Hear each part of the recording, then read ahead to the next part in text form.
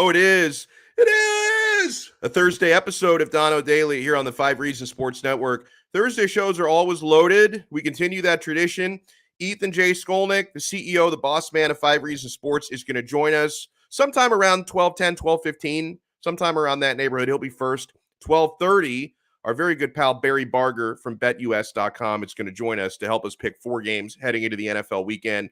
Around 12:50, Hussam Patel is going to join us to talk some Miami Dolphins. We have a lot to get to, from Heat to Dolphins to elsewhere in the National Football League. It's going to be a busy show. As you can see behind me, folks, I don't know if it's the globalists or the elites or Hillary, Antifa, somebody has messed with the soundproofing panels behind my head. One of the panels just came down overnight yesterday. Didn't have time to fix it today. I got to get these new command strips from 3M, so I'm going to have that hopefully fixed by tomorrow. By the way, thank you for the kind words, Big Dan. Huge shout out to David for hopping in early as well. Guys, you want to make sure you are taking advantage of the live chat feature. We love to be interactive here on YouTube. Of course, those of you watching live can take advantage of that. Watching later on, you can read the wonderful comments we get. And yeah, absolutely correct. Look at this panel below me right now, guys. If you're watching us, whether you're watching us live here, 12 noon, or you're watching a replay later on, smash the like button. Smash that like button. Hit the thumbs up. That helps pump us out to more people's YouTube homepages, timelines. It'll make our show more visible. And while you're there, make sure you subscribe to 5 Reasons Sports on YouTube. If you're a South Florida sports fan, there's no reason not to. So much Miami Heat content, Miami Dolphins, Miami Hurricanes, a lot of Marlins content, Florida Panthers content as well. We have you covered from every single angle here at 5reasonsports.com. So we're going to have Ethan Skolnick, Barry Barger, Hussam Patel are all going to join us here today. I want to remind you, my friends, we are served by the Quarterdeck Seafood Bar and Neighborhood Grill. Make the Quarterdeck your spot to watch every football game, and how about every basketball game? We're going to have a watch party at the Quarterdeck Seafood Bar and Neighborhood Grill. We're going to have a lot of these throughout the season. Miami Heat road game watch parties on November 2nd. That's a Tuesday night. On November 2nd, the Miami Heat will be on the road at the Dallas Mavericks, and we're going to be watching that game live at a to-be-determined quarterdeck location. We're having the 5 Reasons fam vote on that on Twitter. I think the last I saw, the Sawgrass location was in the lead, which is gigantic. That's a great location to watch a game. Locations all over South Florida, but we're going to have a November 2nd watch party for Miami Heat at Dallas Mavericks at the Quarterdeck. And while you're there, guys, enjoy those drink specials that never end. They never end. 2-for-1 happy hour is all day, every day. And when you go out there on Saturdays and Sundays to watch the football games, college football, NFL, take advantage of those 5 for $15 ice cold bucket specials. Heineken family of beers, High Noon Hard Seltzer, and you can mix and match those to your heart's content. The ice cold buckets are great. The seafood is so delicious at the Quarterdeck. You should know that by now. The burgers and sandwiches are awesome. The pasta dishes are great. The baby back ribs, oh, they're so good.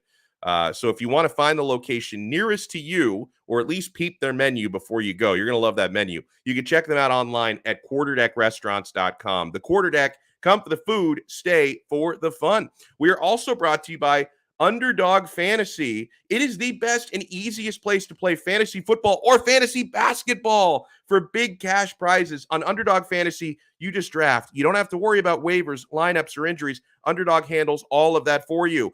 And 5 Reasons is going to be holding tonight an open fantasy NBA draft, so you can get in for your fantasy basketball enjoyment. Hopefully you're already playing fantasy football. Their fantasy basketball is coming up now. Draft a season-long best ball team. That's it. No in-season management. They're going to give you $25 when you sign up, so you can take a free shot at a $1 million grand prize in their fantasy tournament. That's right. You can get a free $25 in bonus cash on Underdog Fantasy if you use our code. You got to use our code to get the hookup.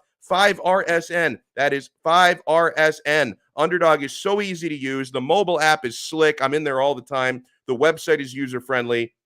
Do what I've been doing. Go to underdogfantasy.com, join a league, draft a team, and that's it. You are good for the entire season, my friends. So I'm going to get to the title of today's episode in a moment. The motivation for today's title was, I really took this to heart a couple of days ago. One of our viewers in the live chat, a 55-year-old man, he seemed very serious about this, concerned at accepting the idea that he's not going to see a Miami Dolphins Super Bowl again, because I think he is old enough to have seen the two that we've gotten, but he's not going to see another Miami Dolphins Super Bowl before his time is up. He doesn't think he's going to make it long enough. I'll get to that in a moment. Welcome in KB to the chat. He says the Heat are going to win another before the Fins. Oh, absolutely. That would not surprise me in the slightest. If you're going to go down the list of South Florida teams that are going to win championships again before the Dolphins, Heat, yes.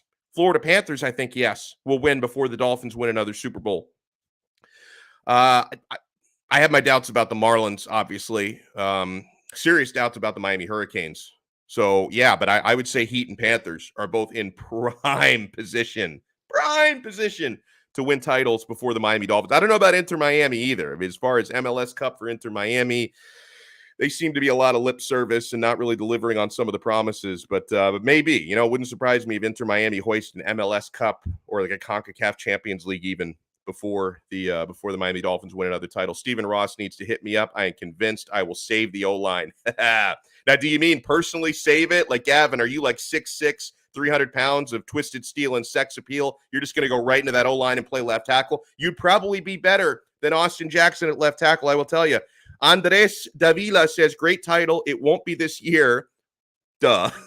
But I've been always saying that by Tua's third or fourth year, this team should be ready to compete. A couple of Dolphins notes before we get into kind of the harsh reality about this Dolphins long Super Bowl drought. Byron Jones, absent from yesterday's practice. We're looking forward to more word on his status today. They could very well be without one of their best corners this coming Sunday against Tampa Bay. He's dealing with both a quadricep injury and an Achilles injury. Remember, he left Sunday's game against the Colts, so he is on the injury list. There is a chance that Byron Jones would not play, and if he doesn't, you'll see more on Nick Needham, Justin Coleman, Noah Igbenogany should be active if Byron Jones can't play. But that's a big hit, guys. That is a big hit if you are without one of your top corners against the team with arguably the best weapons passing in the National Football League and the greatest quarterback of all time. So Barry Jackson of the Miami Herald went in depth on what Miami is going to be going up against, what their defensive secondary will be going up against when they travel to Tampa Bay this Sunday. Dolphins are a 10-point dog in that game. I'm telling you right now, unless somebody can really convince me it's worth wagering some of my hard-earned money, I think I'm going to stay away from that game completely. Stay away from it completely because recent performances from the Dolphins would tell me, against the defending Super Bowl champs on the road, they're probably not even going to be within 10 points in that game. But then on the flip side of that, 10 points is a big spread, even for a team as good as Tampa Bay. I kind of wonder if there's going to be any sort of an emotional hangover for Tom Brady after, a big emotional game at New England, his former stomping grounds last week. So I don't know if I feel good enough about either side with a 10-point spread to bet on that game. I'm probably going to stay away from it unless either Barry Barger today or Lee Sterling tomorrow can really talk me into that one. But Barry Jackson writes on New England's offensive weapons, even beyond Tom Brady's greatness, Tampa's distinguished and talented group of receivers pose problems. No kidding. Antonio Brown from Miami's Norland High is a 4-time Pro Bowler, most recently in 2017. Mike Evans has made Pro Bowls 3 times, 16, 18, and 19. Chris Godwin made the Pro Bowl in 2019 when he had 1,339 receiving yards. Mike Evans is a big-bodied receiver, Nick Needham said. Godwin has size. He's 6'1". He's fast. Antonio Brown has been playing well for 11 freaking years. They all bring different stuff. Brown is quick. Mike Evans is a jump ball type guy. You need a different approach against each of those receivers. That's what Nick Needham said about it. And now the only good news for the Dolphins is, when you're talking about what you're going to go up against this Sunday in Tampa Bay, Jolly Roger, all that, Raymond James Stadium. The only good news here is that Rob Gronkowski, very unlikely to play on Sunday. Jay Glazer reported last week that Gronk told him he has 4 cracked ribs, 1 broken rib, and a punctured lung. So his ribs are even in worse shape than Tua's ribs. And Tua is going to miss a total of 3 games by the time this is over. Gronk's ribs, and Gronk might be a little bit tougher than Tua if we're being honest, but Gronk, I would imagine a rib injury that serious, including a punctured lung, he missed last week's game against the Patsies. I don't expect to see him this week either. Enrique is asking, What is the over-under for the Dolphins game? It's 48. I think somebody else did answer that in the chat. 48 points. He says, yeah, it could happen. 41-7 final score. David says, you mushed Gronk.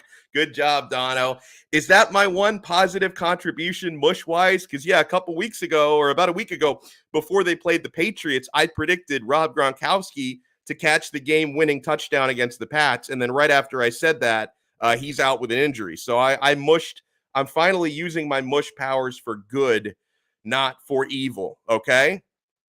Now, and Brooklyn Rob points out that I mushed the Italian national team yesterday, even though I claimed I never bet on them for yesterday's game. He doubts it. I swear to you, I swear to God, I did not bet on the Azzurri yesterday. The Italian national team played in the UEFA Nations League semifinal against Spain. The Italian national team who won the Euros last summer, they were on a record 37-game unbeaten streak.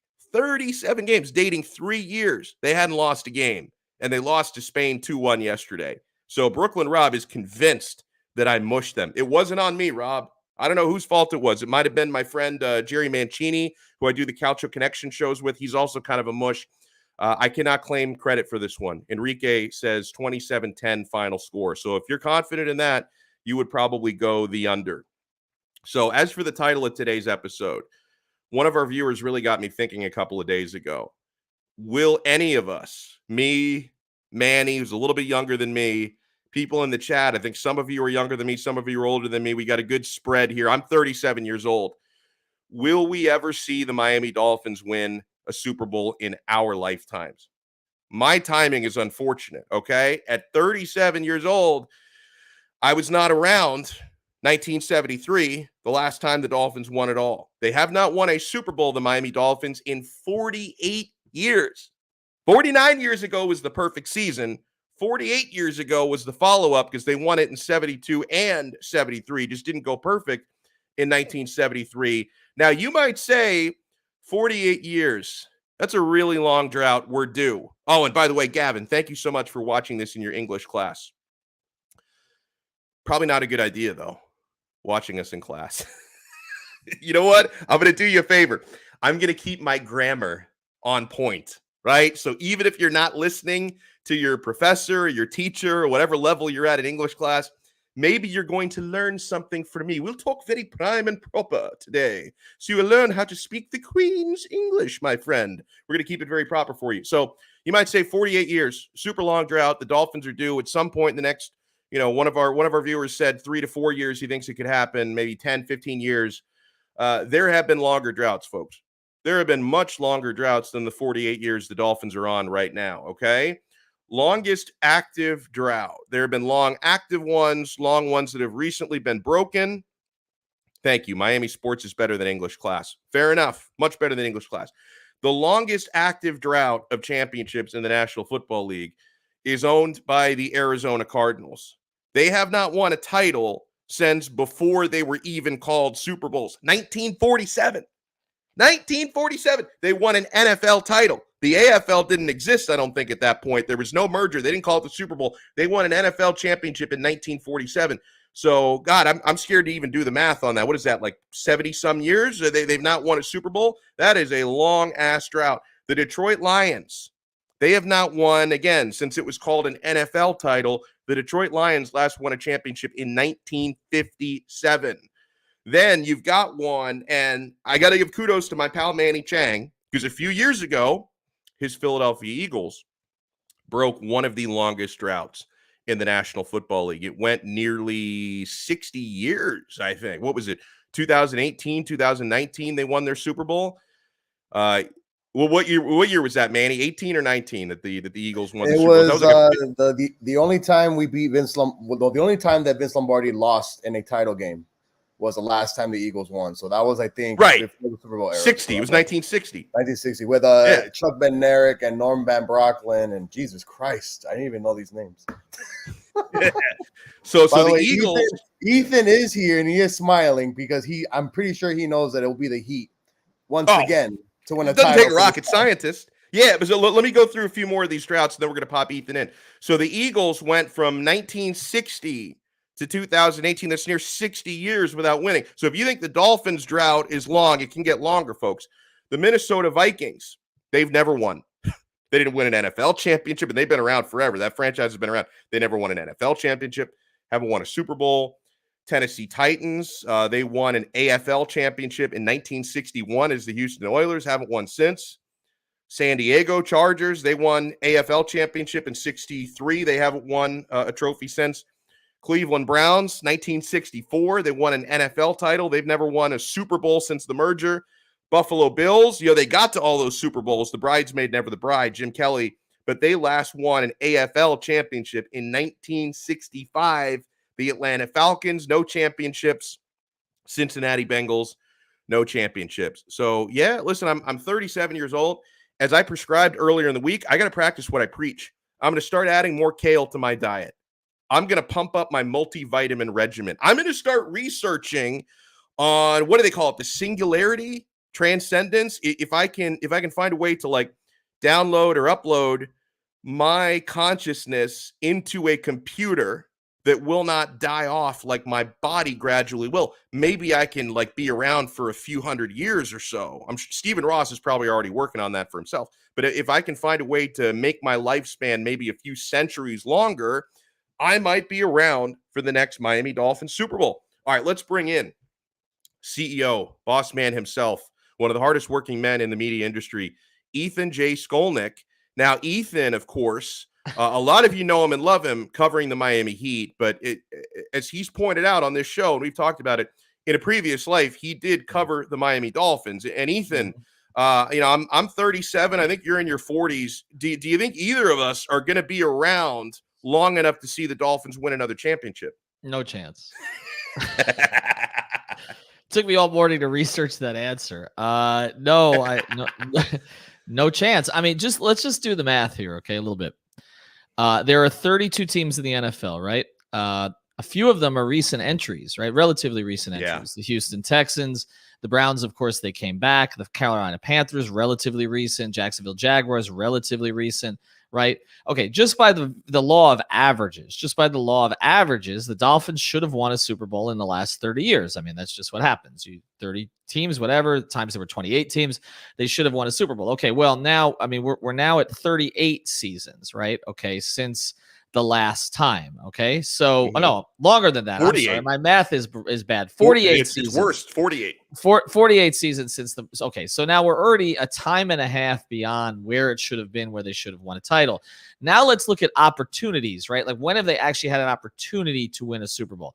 Okay, well, they haven't won a playoff game in 2 decades. Okay, now, if we were to go through the list of teams that have not won a playoff game in 2 decades, I challenge you, okay, to go do that, because I know Cincinnati's on there, and there's not too many others. Well, a few years ago, about 7 or 8 years ago, when you realize how bad this was getting, I started to look at the teams that hadn't reached the AFC Championship game since the last time that the Dolphins did, which was 1993. If you remember, that's when they're still throwing screen passes to Bills running backs, okay? And that was 1993. That's the last time that they were in an AFC Championship game. So now for that, we're going back already 28 years since an AFC Championship appearance, not a Super Bowl appearance.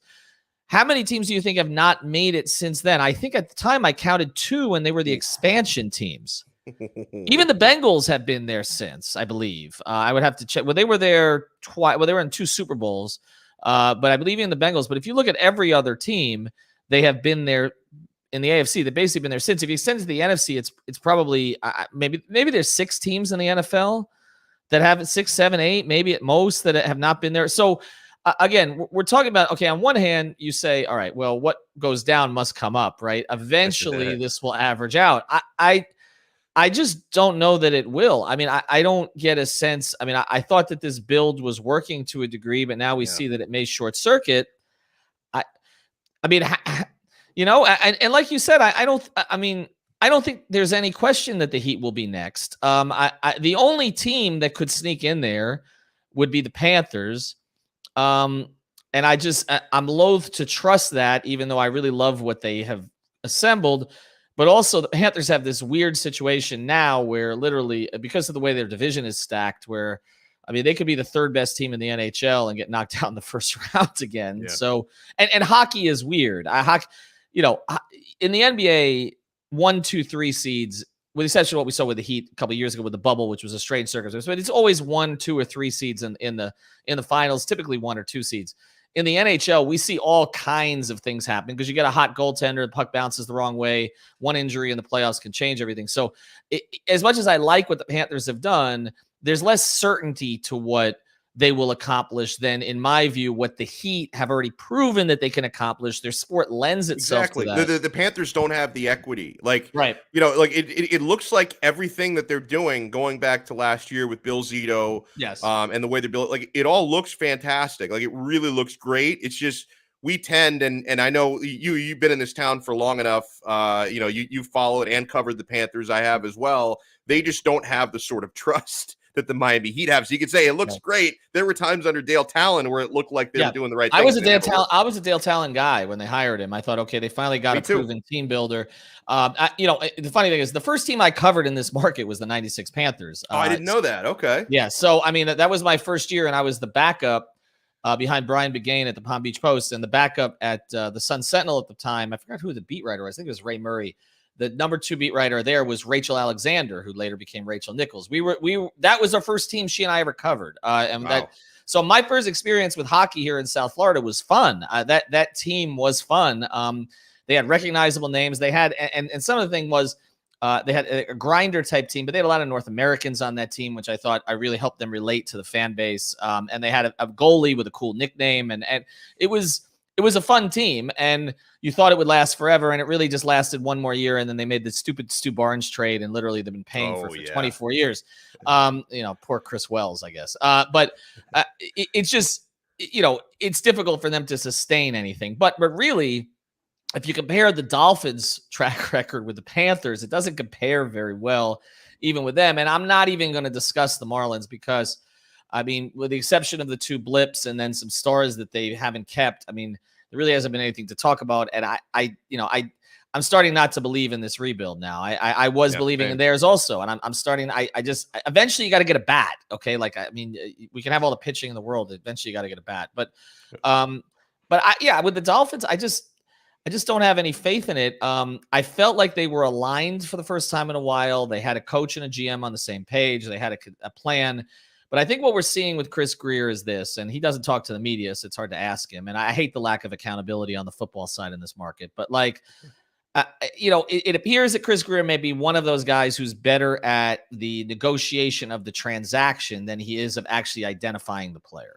Bingo. Yeah, because he got an amazing haul for Tunsil, very good haul for Minka Fitzpatrick. It's like, yay, we got all these first and second round draft picks. Just got a 6th-round pick for a guy who couldn't stop fumbling. Yeah, I was and he's actually sometimes better with the 6th rounders than the 1st rounders. So maybe we'll get a player who's good with that pick. Yeah, you know what? I think maybe Chris Greer can continue to negotiate with other executives around the NFL, but just don't put him near a practice field. It just doesn't seem. One of the things that's consistent here is, and we have a very smart group at 5 Reasons Sports that covers. I really recommend people listen to the latest 3 yards per carry. Simon was in his bag, I will just say, with some of the commentary. But also CK said this. He said, I'm waiting for the day where Austin Jackson can hold his block as long as Brian Flores can hold a stare, which is a great line. And it does seem like Brian Flores is completely confused about what to do about Austin Jackson. But it's funny, whether it's Jakari or CK or Simon, they've all identified the same thing with Austin Jackson. And I don't know why the team can't identify what our people can, which is he's just not strong enough. Like, whether technique or not, Jakari said he doesn't seem to have football strength for that position. And is it COVID? I mean, he had COVID. I don't know, but and then he had the bone marrow thing, but he should be recovered from that by now. Like, I know I've heard that can take a lot out of somebody for like a year, but it's been like 2 years now. I mean, here's my thing. Can you continue to run him out there at left tackle? I mean, you can make an argument that like 3 players have destroyed this season already. Like Austin Jackson, Jacoby Brissett, I mean, who I think is trying, but it's not a good fit for what they're trying to do here. And then really the Albert Wilson, Jakeem Grant kind of failure again, to give them any depth of receiver. I don't really look at the defense and say anybody's costing the season. This team probably should be 3-1. I think with Tua, they probably are 3-1. I think at worst case they're 2-2. They would have beaten the Colts with him, I believe, at home. I believe so too. Yeah, and I think the Raider game, Brissett put up a good fight late, but that one could go either way because the Raiders are pretty good. But I think that the Colts game was a win. And, kind of what we thought before the season was, okay, they'd probably be 2-2 going into Tampa. And then, they'd lose to Tampa, be 2-3. So now they're going to be 1-4. CK made the point on the pod, and I think this is correct, that, or maybe it was Simon, one of the two of them, that said basically, that Tua's going to come back to a favorable situation in the sense of the Tampa game's out of the way. The pressure on this team is going to alleviate a little bit because everybody's going to count them out. And then they've got soft opponents coming up. They get the Jets, they get Atlanta. They've got some winnable games. And, there are some tough games. They've got to go to Buffalo. But they really could be 4-5 if Tua plays reasonably well going into the Thursday night game against Baltimore here, which we know that the Ravens own the Dolphins. But there will be hope. It's going to be a 40-point loss. Probably. Okay. But the Ravens have no players left. Everybody's hurt. So I'm wondering, on a Thursday night, if they can summon something on a short week, maybe. And then, if Tua wins that game for them national team, then they're 5-5 and you feel like you've got some momentum. I mean, that's best case at this point. But are they winning a Super Bowl this year? No. Are they winning a Super Bowl next year? No. Are they winning a Super Bowl the year after that? No. So to answer your question, I'm 48. They're not going to win a Super Bowl in my lifetime. There's no chance of it. The Heat will probably win 3 titles before they win another playoff game. And I just think that's where we're at as a market. Now, I did want to ask you something, Heat, before we let you run. Heat are going to make me stay up late tonight, which I don't appreciate, but they put on a great performance in the preseason opener, so I've got to watch again tonight, taking on the Houston Rockets. What would you like to see? Like, what are your objectives tonight? And do you think we get a look at Jimmy, or do you think Jimmy maybe just sits the entire preseason? No, I don't think he's going to sit the whole preseason. I'd anticipate he probably goes tonight. I think they want to see. They want him and Kyle to get some reps together on the floor too. So you saw in the first game, even though Jimmy didn't play, the rest of the rotation was exactly what we expected. So Spoelstra's trying to get some rhythm with this group. The other thing about this team that's a little bit different is that there's no roster spots for any of the bottom guys. Typically there's 1 or 2 that they can compete for. All those Exhibit 10 guys are going to Sioux Falls. So there's really no point. I mean, you want a little look, but there's really no point. You're not integrating any of them. You've already promoted Strus and Vincent to full-time contracts. Omer is going to be with you on a full-time, on a contract. Marcus Garrett will be up and down, obviously, but there's not a desperate. I mean, we know what the rotation is.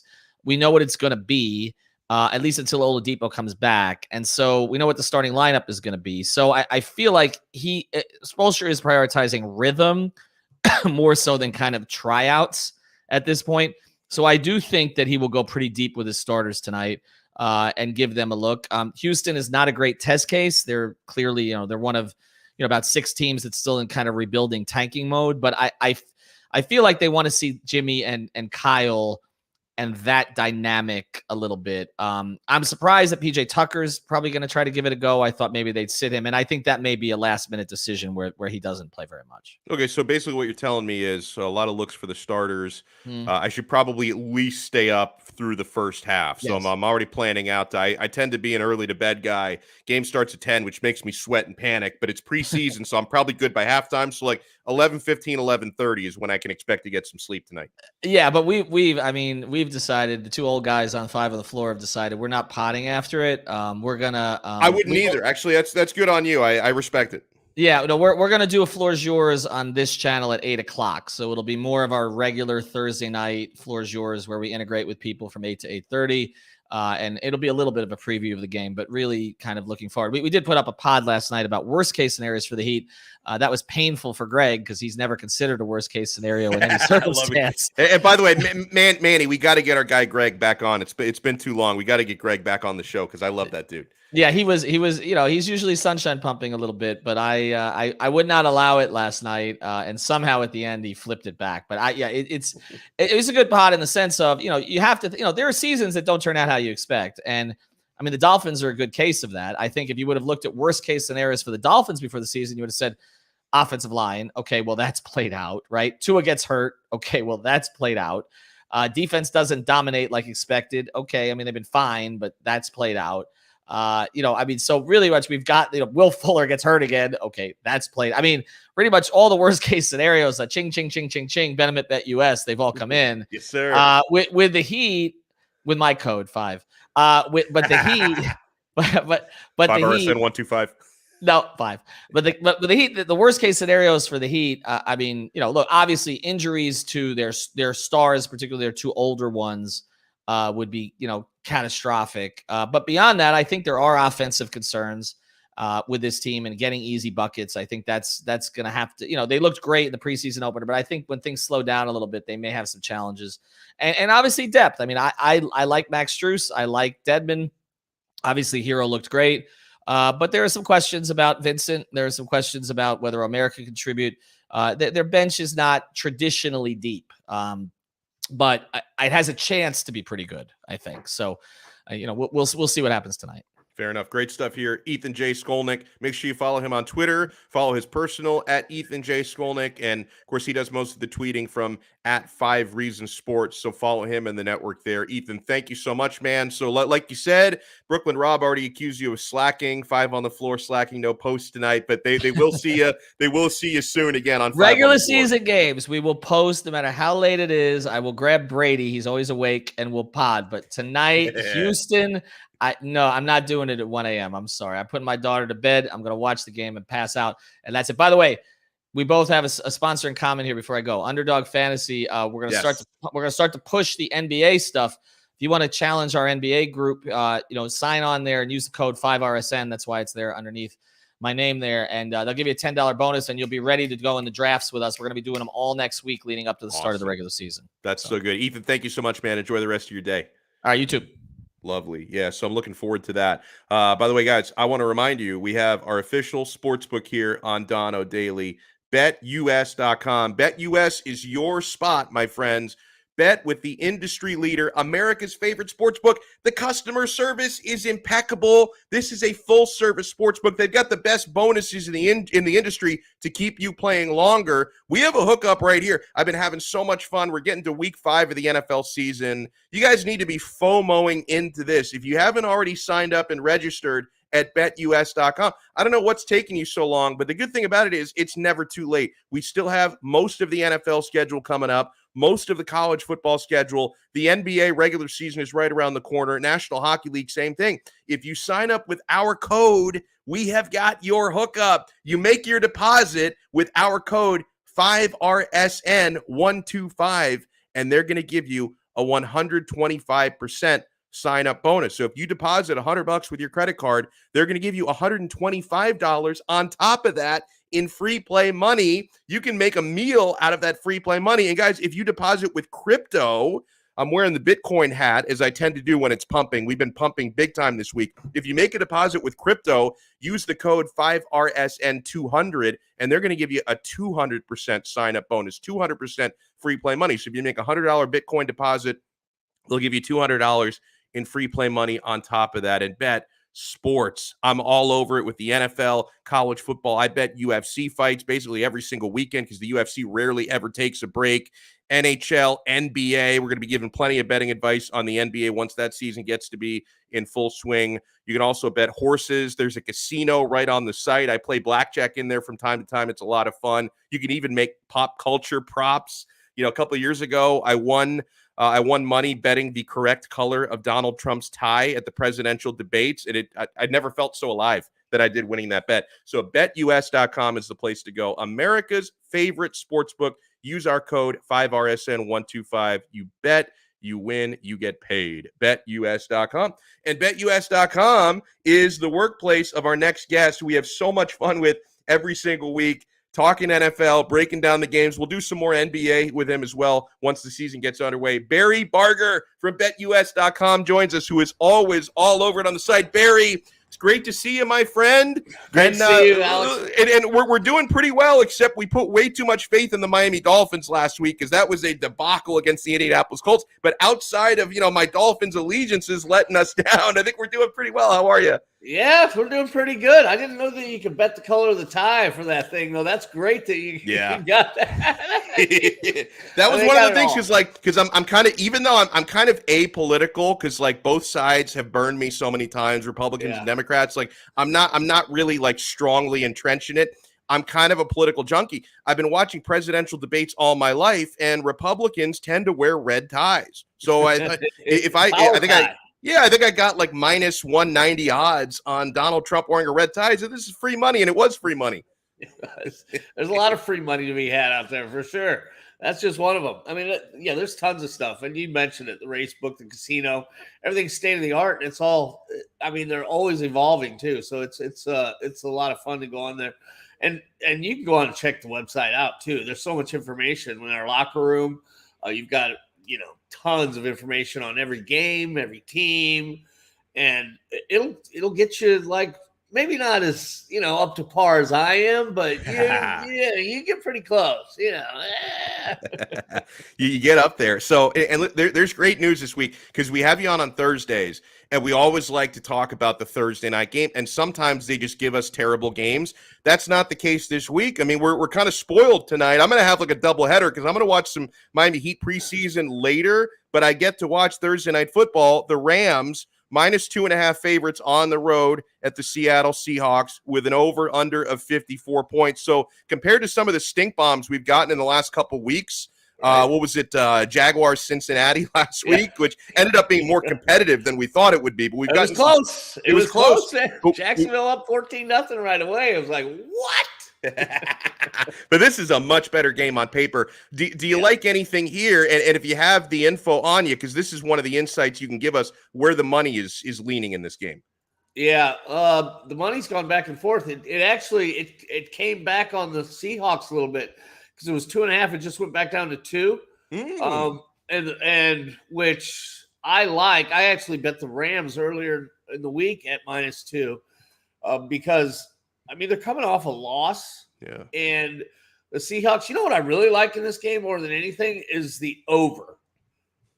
This is going to be a shootout. The Rams, they gave up 700 yards to Kyler Murray and Tom Brady the last 2 weeks.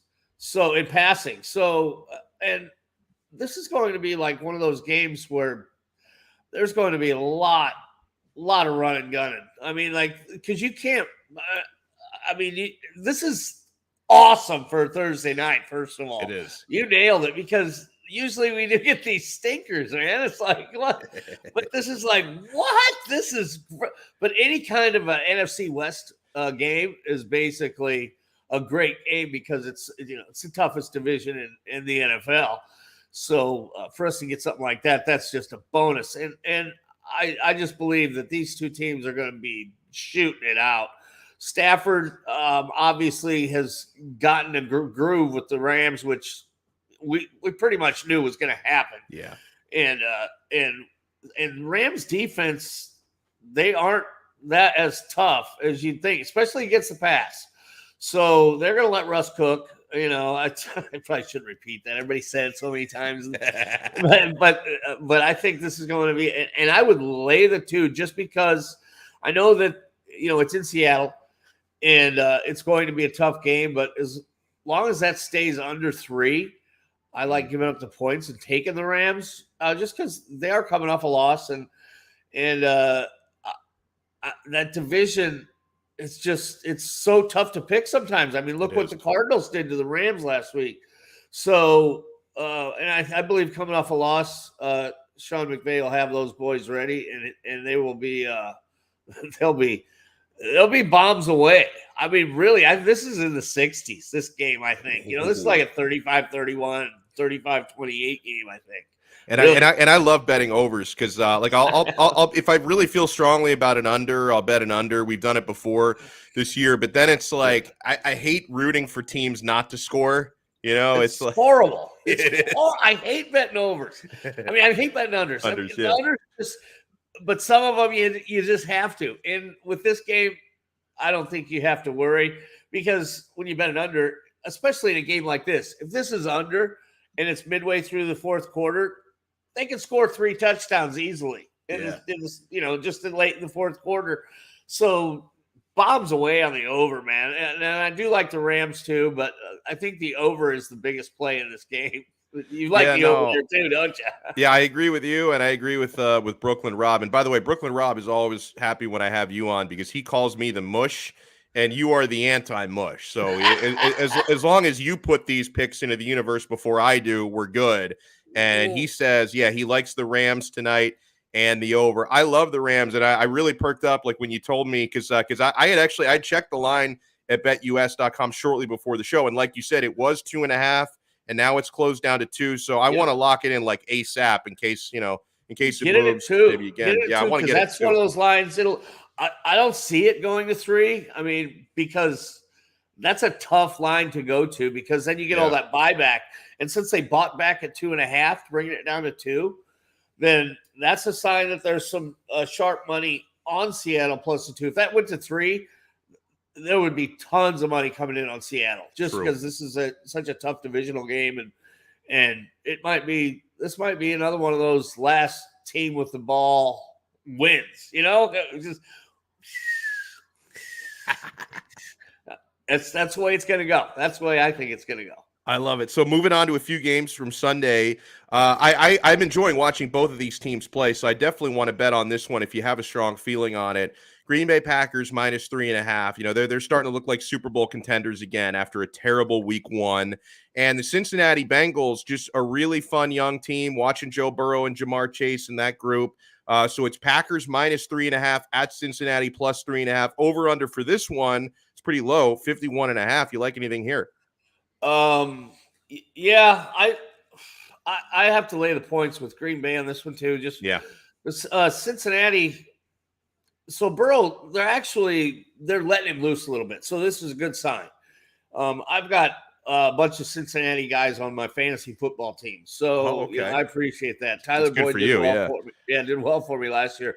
Jamar Chase is doing great this year. The guy that was dropping all the balls. And I'm guessing when you drafted, you got great value on that pick because coming out of preseason, he was persona non grata. Like, this guy's going to be a bust. So you probably got him at a sweet round. Right. And then he had like 4 touchdown catches in the first 3 games. So that was a great one. And I hung on to Burrow in a couple of my fantasy football league teams too.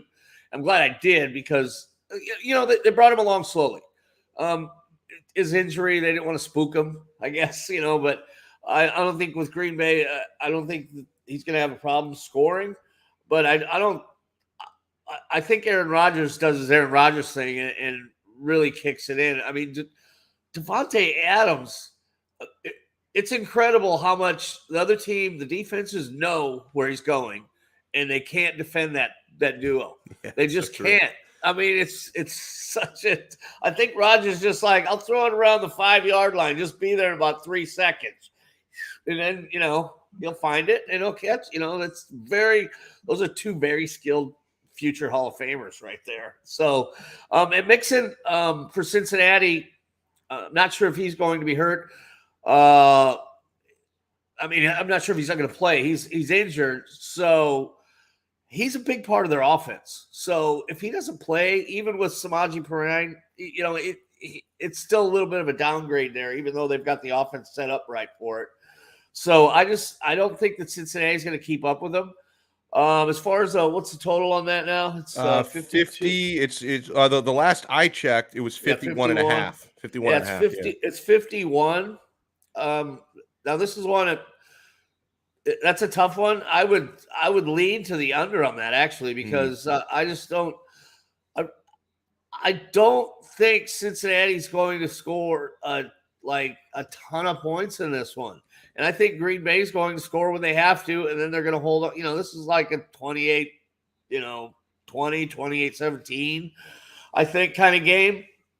And I just think that the Packers, they're real. And Rodgers, it was great to see him when they won that, was it 2 games ago? His just joy when, it's like, so he's definitely vested in the team. He's not there to screw up the year like people said after the first week. It's like, was he just playing he's a Hall of Fame quarterback. He's not playing to lose, and he's not playing to get back in a team or the management or anything like that. Come on, he's an icon. Please, people.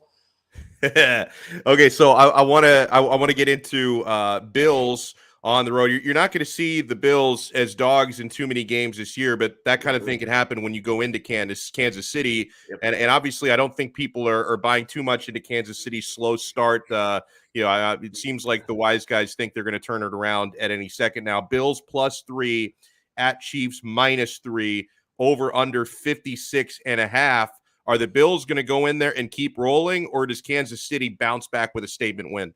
I think Kansas City kind of has Buffalo's number, but Buffalo's they're going to present some problems to Kansas City, on defense. Buffalo's defense has been solid this year. And this is one, I'm going to hate saying this, but I like the under. Okay. And yeah, at 56.5, I can see it. I can see it. It's it was 57. It came down a half since I saw it. And then it's just, I think this is going to be a tough game.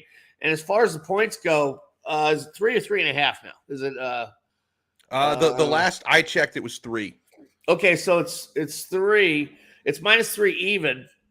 So it's +3 -120. So it's trending towards -2.5. If I'm going to get a field goal in this game, that's probably where I'm going. I like the under better in this right now. I would actually wait. If you like Buffalo, I would wait to get the hook because that's where the money's going. The money's going to Kansas City, excuse me. So if you're waiting for the hook, bet Buffalo now +3.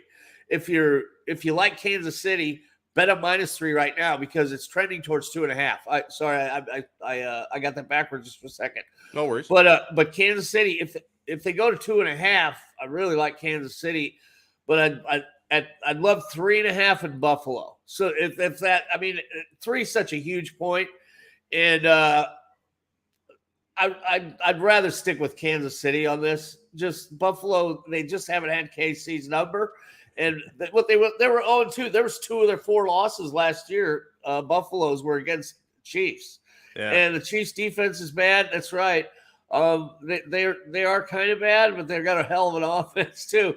I don't see the Chiefs started running the ball last week. So I saw one of your listeners popped up a message.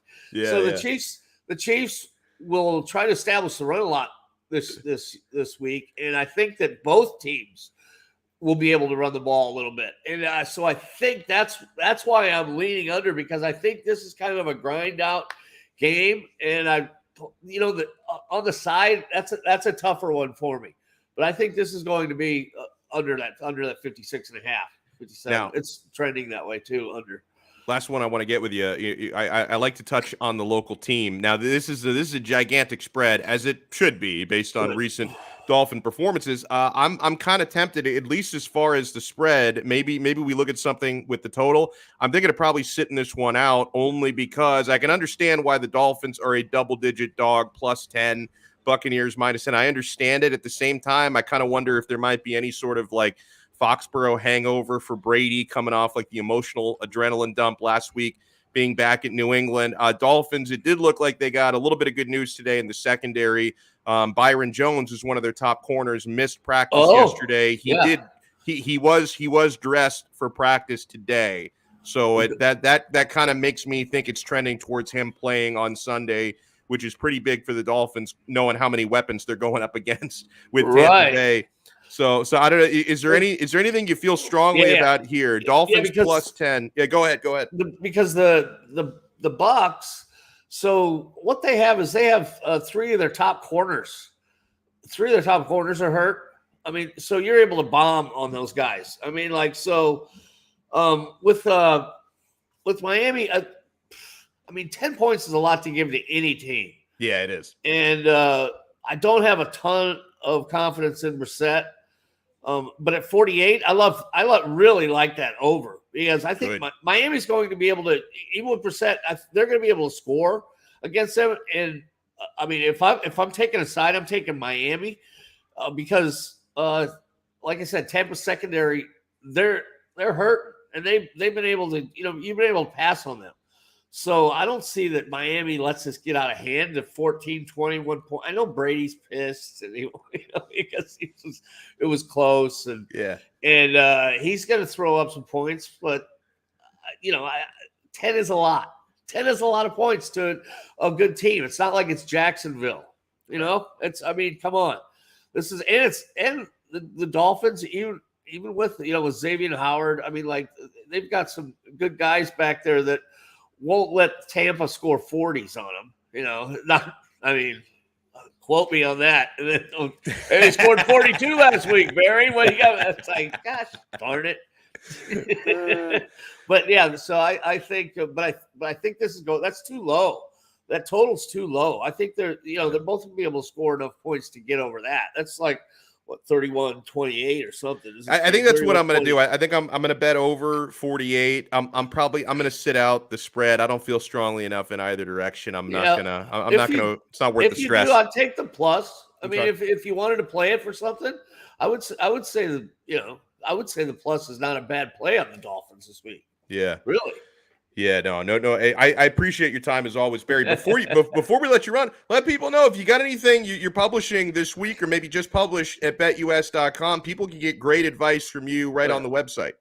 Right. You can go to the locker room for one thing. Like that information there. Seriously, I do this on a lot of shows. Tell people that, about that, and I don't know how many take advantage of it. We got tons of traffic in it, so it's grown a lot in the last couple of years, but. We've got a huge staff of writers that know what they're talking about. I mean, I'm one of them. So what do you think? I mean, come on already. So it's a great place to learn about the games, get a side. I mean, they'll give you a lead one way or another, and enough information for you to make your own opinions about the game too. So it's really a wealth of information. That's what I always try to tell people. Get on there, and like I said, there's so much on there. I mean, entertainment, politics. Cricket, darts, cycling. Yes. What do you want to play? So good, and I like the casino as well. And they, you can go depending on how high of a roller you are. You can bet big, or you can bet even just $1 on blackjack, and it's a lot of fun. Right, and we just got I mean something crazy like 50 new casino games. So they're constantly creating new games, getting new games. It's an evolution over here at BetUS, that's for sure. That's beautiful. Well, Barry, enjoy the rest of your weekend. I'm looking forward to Thursday Night Football tonight. We'll be watching. I'm going to send out a tweet a little bit later with your picks to make sure even if people might have missed part of this interview, they'll if they didn't hear it here, they'll see it on social media. Thank you so much, man, and enjoy your weekend. Always a pleasure, Alex. I love this show. I love it. The man, the myth, the legend, and we go from one legend to another legend, as we're going to bring on here our good buddy who covers the Miami Dolphins, not only with us here on the 5 Reasons Sports Network, but also for Fin Maniacs, Hussam Patel, who I owe a big debt of gratitude for, because the whole Alex Jones character that we've created on the show was inspired by your little brother, who thought that I resembled. You know what this is, Hussam? It's a global conspiracy is what it is. This is what the elites, Democratic Party, don't want people to understand here. Antifa, they got an eye on me at all times, bro. And they push me in this. I have to wear this here so they're not reading my thoughts today, okay? But welcome back to the show, Hussam. How you been, man? Well, I've been MIA just like the Miami Dolphins offense. So hopefully, I'm back. Hopefully the Miami Dolphins offense is back this week against the Tampa Bay Buccaneers, and we get a win. God, I hope so. And first things first, it's the play calling. And, I'm sure that, the coaches would probably like to blame the personnel on this, and they are going with a backup quarterback for the better part of these last 3 games. The play calling has been so vanilla and so conservative. Do you think after 2 weeks now they've learned you might as well open it up? Because look how conservative they were for 3 quarters in Vegas. The 4th quarter, playing from behind, they opened it up, and it worked. They actually started targeting guys like Devontae Parker and Mike Gesicki. You start picking up big gains. Same thing last week against Indianapolis. You're playing from behind. You start targeting Parker, who had a couple of unbelievable catches, unbelievable. And Mike Gesicki, they both scored touchdowns in the 4th quarter. Are we actually going to see them now, the 2.5 coordinators, are they going to start to open things up? Well, here's the thing with that Vegas game. It was Jacoby's first game actually starting the game, and it was just too conservative the entire time, and Miami could have won that game. Miami honestly could have won the game against the Indianapolis Colts. Mm-hmm. If we're talking about play calling against the Colts, I looked back at the film in the All-22, and the first couple drives of play calling, they were actually pretty aggressive. They were, the receivers were running routes down the field, and Jacoby was just not looking at him. He was holding the ball way too long, and you alluded to it. You're blaming the personnel. You're blaming the backup quarterback. How do you help the backup quarterback to help him see what's going on? If Jacoby can't capitalize on those opportunities, why is he there? Mm-hmm. Simple as that. Why is he there? Why not bring in Reed Sinnett? Show us what he can do. And honestly, if the Dolphins do decide to bring on Reed Sinnett as the starter, the Tampa Bay Buccaneers have no film on him. Good point. Just they got one preseason game of film on him. That's it. That's it. And look, the Buccaneers, they get pressure a lot. Yeah. I mean, this is a stout defensive front going up against a Swiss cheese-like offensive line. So it's going to be tough regardless for this offense to get aggressive and get those deep shots. The opposite of that is that the Buccaneers secondary, they're all hurt. They're banged up. Yeah. Sean Murphy-Bunting, he's on IR. Carlton Davis may be joining him on IR soon. Jamal Dean, he missed last week's game against the Patriots due to injury, and he's questionable or probable coming into week 5. Antoine Winfield suffered a concussion late in the game, and he's going to miss this contest too. So if Miami can at least get some of these shots working early on, they may have a chance to score, unlike the last 2 games. Now, let's look at something with the Dolphins defense. I think we're now trending towards the positive with this, because yesterday Byron Jones didn't suit up with his lower body injuries. He was dressed today. So that's obviously, to be upgraded from Wednesday to Thursday is a good sign. You're trending in the right direction for Sunday. How much of a difference going up against all these weapons, right? Because, yeah, Tampa Bay secondary is banged up. On the flip side, even without Rob Gronkowski, Tom Brady has tremendous weapons to throw the football to. Mike Evans, Chris Godwin, Antonio Brown, if he's able to play. Yeah, it sounds like he will be able to play. So you got 3 tremendous receivers, and losing Byron Jones, if he does not play, it'll be tough. And I can't stand to watch another game with Justin Coleman starting on the outside. Please use Nick Needham. He is a natural boundary corner on the outside, and he should be able to handle it. You also have Devin McCourty who can play on the outside. Yeah, that's right. All up. Is it Devin or Jay? It's Jason, right? Jason yeah. McCourty. I always confuse them. Please do not dog me on that, Jason and Devin. If you ever are watching the show and ever see me. And I would like to see Trill Williams be called up. He's been inactive the last 4 games. Put him in. Put him into the fire. The Dolphins love to put rookies into the fire and see how they do. Put him in for a couple snaps against Mike Evans. Put him in for a couple snaps against Chris Godwin. Have him play safety. Have him play outside corner. You can even put Javon Holland into the slot and see how he does. Use your personnel. Use your players.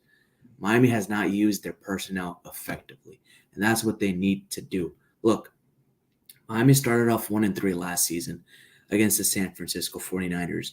They were favored to lose against the 49ers. What did they do? They changed up their personnel. They got aggressive. They started attacking. That's what Miami needs to get back to against the Tampa Bay Buccaneers. I love this comment Enrique wrote in. I'd rather have Donno's pink eye over Coleman. I got good news on that front because my son was diagnosed with conjunctivitis. It's a fancy way to say pink eye a couple days ago. He's got this adenovirus, which can also come with pink eye. So he's got that. I've had pink eye before. I know it's incredibly contagious. My kid is 3 years old. He touches his eyes, his face, touches my face. I thought for sure, because this was, I think it was Tuesday that he was diagnosed. I thought for sure I'm going to get it. And friends, we're still good. Look at that. Look at this. We're still good. No pink eye. Guys, listen, he used clear eyes. That's what he did. Yeah, That's what he did. He used clear eyes. He's acting like Brian Flores right now, minimizing his injury concern. You caught me red-handed. Oh man. Now, I want to get to I want to get to the Dolphins offensive line. I'm hoping that before the deadline they can try to make a run at somebody like Taylor Decker. But there's something that's with this current group. Something very apparent to me is Austin Jackson. He's not it. We talked about this with Ethan. He doesn't seem to have the strength that an NFL left tackle needs. Doesn't seem to have the footwork that an NFL left tackle needs. He's not a left tackle. He's a liability. He's a liability. And I know he wasn't the one that got Tua injured. That was Jesse Davis on the right side. But Jackson is enough of a liability. He's going to get, if he keeps playing, he's going to get Jacoby injured, could get Tua injured once he comes back, could get Reed Sinnett injured. I just, how long can we keep doing this with Austin Jackson? Can we shuffle that line? Can we give Greg Little an opportunity? What do we do here? Well, here's what we can try and find out. So we know how big of an investment Austin Jackson is. He's a former first-round pick, played left tackle at USC. Now, you say he doesn't have the power and the balance to play left tackle. That's right. But he can use that functional power and that strength he already has and play guard and help out in pass blocking there. Help out Liam Eichenberg. Liam Eichenberg can shift over to the left side, and this should be your starting line. Liam Eichenberg, Austin Jackson. If Austin Jackson can't prove it, put in either Solomon Kinley or UDFA Robert Jones. I really, really like Robert Jones from the time when I was scouting him at Fin Maniacs. I like Robert Jones. Michael Dieter, he's out for the season. Yeah. Greg Mance he was iffy, but you have Austin Ryder from the practice squad. If he can go ahead and play, you put him in there. You tell him what he needs to do. He played for the Chiefs. He knows how to communicate with the quarterback. He knows how to communicate with the entire offensive line. You get him some reps there.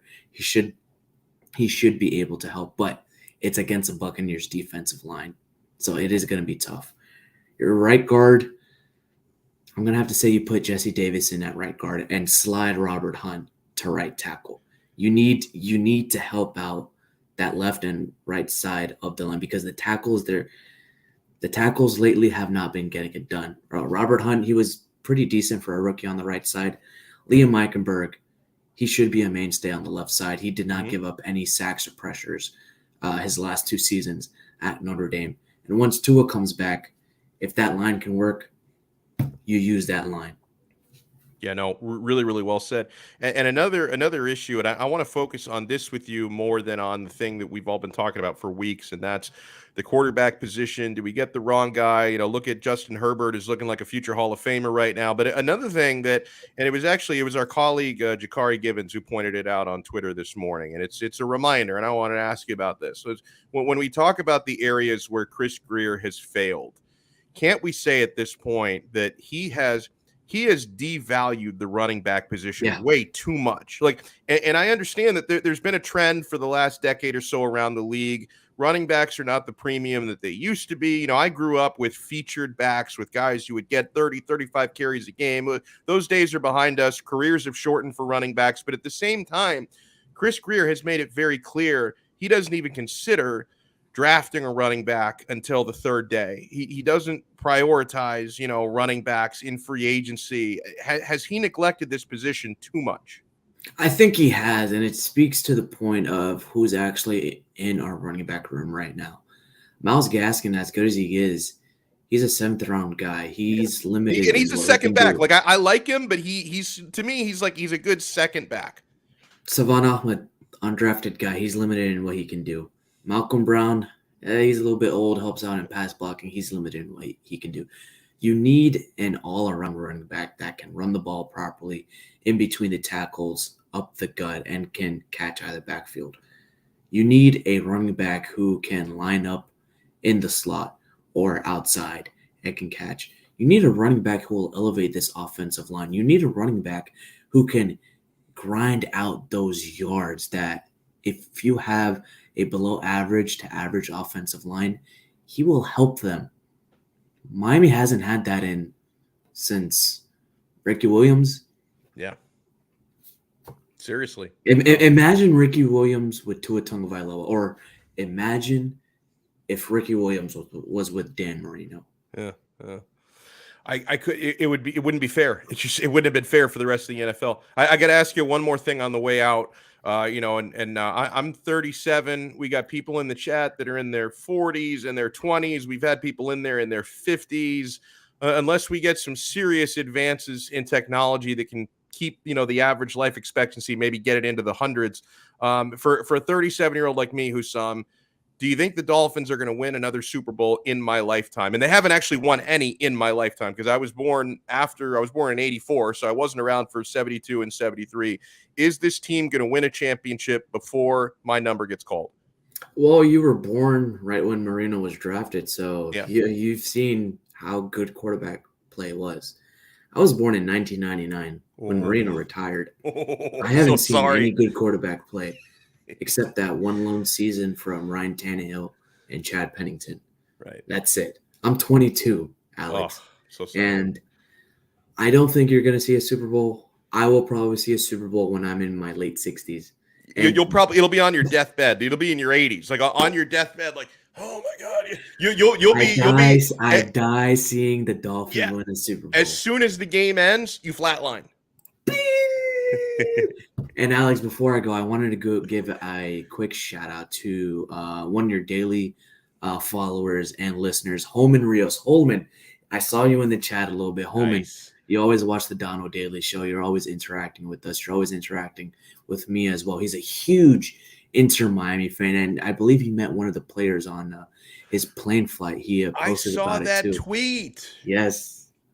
You know what? The Miami Dolphins might win a Super Bowl before Inter Miami wins an MLS Cup.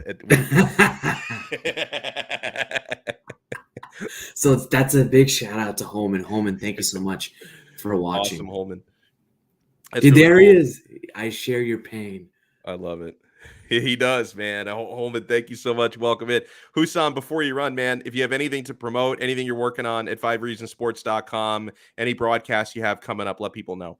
Of course. With 5 Reasons Sports, I'm starting to work on what to look at, what the Bucs have, what the Dolphins can do, how they can win the game. I just posted an article with the Dolphins ATB on the Around the Block network, how Jalen Phillips, he's really coming into his own, and I believe he should be getting more snaps as he, plays this season. And, with Finmaniacs, I always do my college stuff there, my scouting. I'll have my Week 5 picks, predictions, betting lines as well. You can find me on Twitter at Hussam Patel, and I'm always tweeting. I'm always podcasting. I love it, man. Great stuff. I'm glad we get to have you back. And I want to let you know, you may have heard it if you've been watching the show. I hope this works out for your schedule in the future. Starting next week, we're going to be moving the start time of the show back to 3 p.m. So if that works out with your schedule for Thursdays, we'd love to keep it going, man. That's perfectly fine with me. Yeah. And I find like I've actually gotten a couple of messages from viewers, which I appreciate, on Twitter, saying that they're actually glad to hear we're moving back to 3. I think that works better for most people. I feel bad. Like if anybody's like, damn it, noon was perfect, how dare you? I'm sorry. I'm really sorry. But it works out a little bit better for my schedule. It works out better for Sean Stanley's schedule. That way he can keep working with us on the show. So yeah, starting next week, we're going to move back 3 p.m. until 4 p.m. If you watch the and replays, we're always on playback too, Alex. Yes. You can always watch us. You're right. I was about to say, for those who watch on replays, it doesn't affect your life whatsoever, because we're the episodes, the replays on YouTube instantly. As soon as we're done, the replay is there for everyone to watch. So Hussam, I appreciate it, man. Looking forward to talking to you a little bit later in the day in the future. You enjoy your weekend coming up. Thank you, Alex. I appreciate you. Love it. Oh, it's my pleasure. Oh, wait, hold on. You got cut off. It's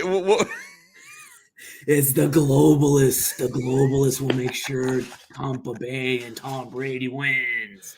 You're right.